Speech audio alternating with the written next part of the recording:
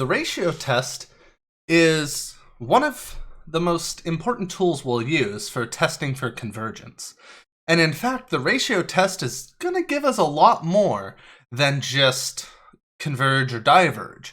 We'll see that when we start talking about power series next. But for now, let's just talk about sort of the ratio test itself. In the grand scheme of testing series for convergence, the ratio test is particularly useful when we have terms of our series that have factorials in it or kth powers of things. So how does this work? Well, what we do for the ratio test is say, okay, well, we have an infinite series here, right? An infinite series here. And what we're going to do is say, all right, we're going to take the ratio of consecutive terms. So we're going to divide a term by the one before it.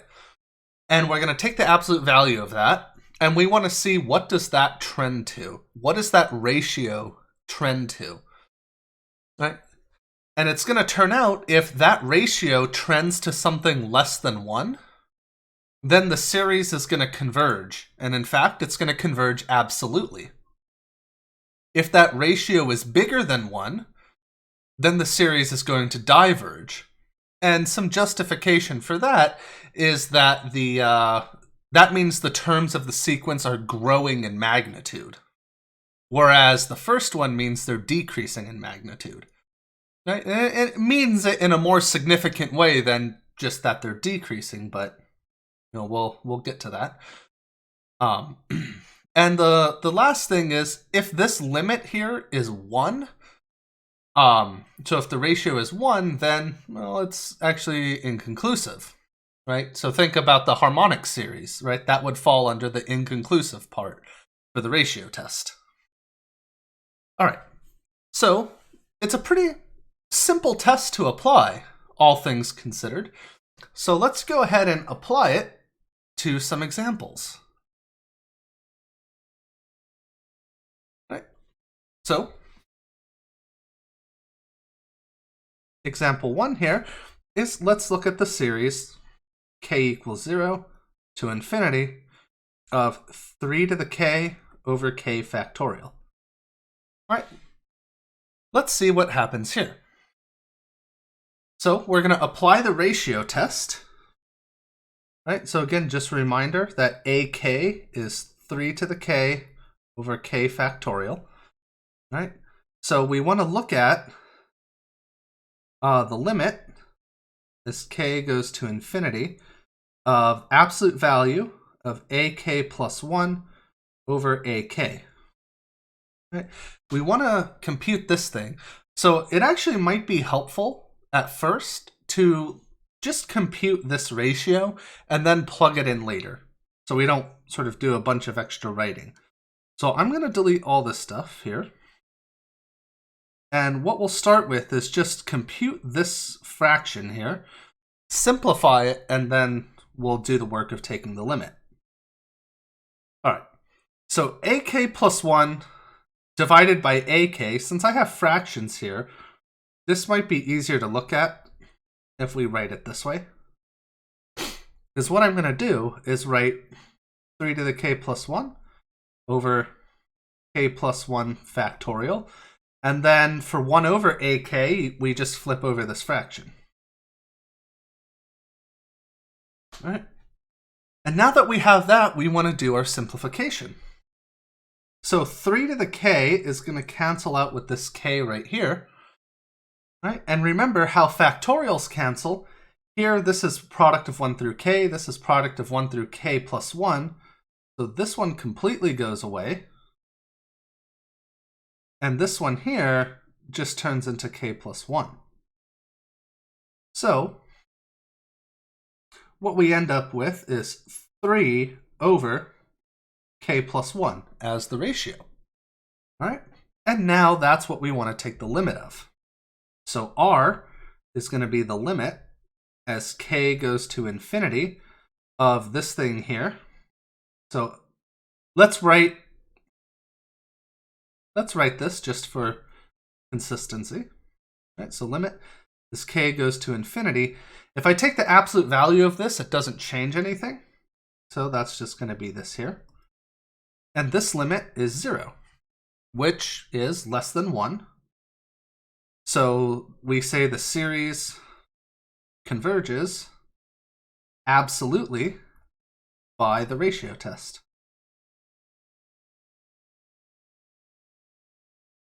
Right. And that's that.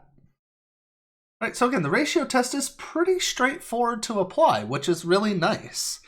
Compared to some of the other tests we've had before that have a little bit more to it. Ratio test is pretty straightforward. Just compute this quotient here, simplify it, take the limit. That's it. All right, so let's do this again. On another example here, sum from k equals 0 to infinity of, let's do minus 1 to the k, pi to the 2k plus 1 over 2k plus 1 factorial. Right, so what's going to happen here? Well, let's find out. Do you think this will converge? Do you think this will diverge? Let's find out.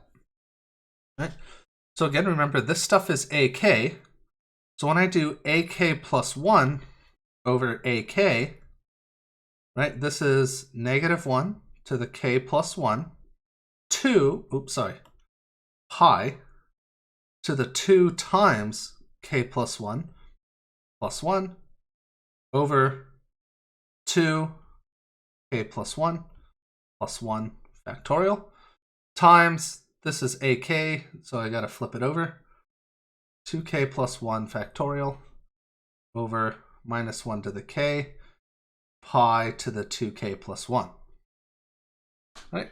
So let's simplify this. Looks like a big mess, but it's not that bad. We can actually get rid of the negative 1 to the k and the kth power here. I'm going to do that now because that was simple to see. So we get negative, this is going to be pi to the 2k plus 3, right, times 2k plus 1 factorial over 2k plus 3 factorial times pi to the 2k plus 1. Right? So this part here, these cancel. Oops, sorry, I didn't mean to cancel the whole thing. That will cancel this exponent and leave you a 2 up there. These will cancel and leave you with 2k plus 2, 2k plus 3 on the bottom. Right? So we're left with negative pi squared over 2k plus 2, 2k plus 3 on the bottom. Right? So now when we do the limit for the ratio test, the limit as k goes to infinity, absolute value ak plus 1 over ak, this is going to be the limit as k goes to infinity. Now here, since that's a negative number, this fraction is negative. When we do the absolute value, this negative goes away. It actually wouldn't affect the output of this limit in this particular case, but in general, it's important to do that. Right? And this limit, the bottom or the top is constant, the bottom is growing, so this limit's 0, which is less than 1.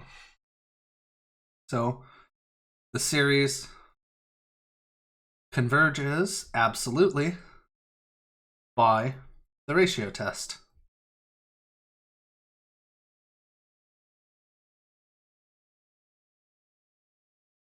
All right, I'm just really excited about using the ratio test. All right. So again, you might have to do a little bit of algebra to simplify things and get it all looking nice. But at the end of the day, again, ratio test is pretty simple to apply, right? The concept of it's pretty straightforward. Let's look at one more example here. 3. Let me give you one more example. K equals 1 to infinity, minus 1 to the k, k to the k over k factorial. So what's going on here? What do you think? This series is a little bit intense, what's going on. But let's see how it goes. Right? So again, this is AK. So let's look at this ratio, AK plus 1 over AK. Right? So we get negative 1 to the k plus 1. This is k plus 1 to the k plus 1 power over k plus 1 factorial times k factorial over minus 1 to the k, k to the k. All right, so we got to simplify what we can. Again, this will cancel out that. Here, this and this, we can't really do anything with them. Those are kind of stuck at the moment. But here, the factorials, we can get some cancellation going on. Actually, let me maybe change to a different color again. This will cancel and just leave you k plus 1 on the bottom. So let's simplify what we have here. Right?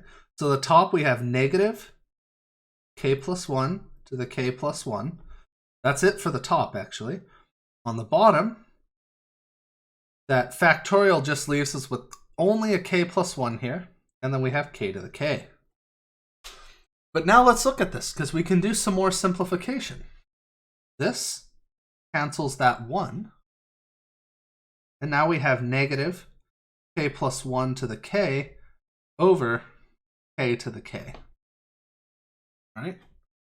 And if we combine this, this is negative k plus 1 over k to the k power.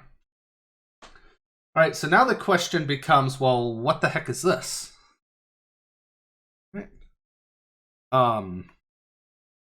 So let me simplify this one more time. I'm going to do the division inside the parentheses there, and we're going to be stuck with this. So R is going to be the limit as k approaches infinity. Again, it's of the absolute value of this thing. All right, so that's limit as k goes to infinity of absolute value of this just gets rid of that minus sign there. So we get this here. The question is, what is that limit? Right? You may or may not remember this from last semester calculus, but this limit here is e. Right? But the important thing isn't so much that that limit is e, but this is bigger than 1. Since this is bigger than 1, the series diverges. So the series diverges by the ratio test.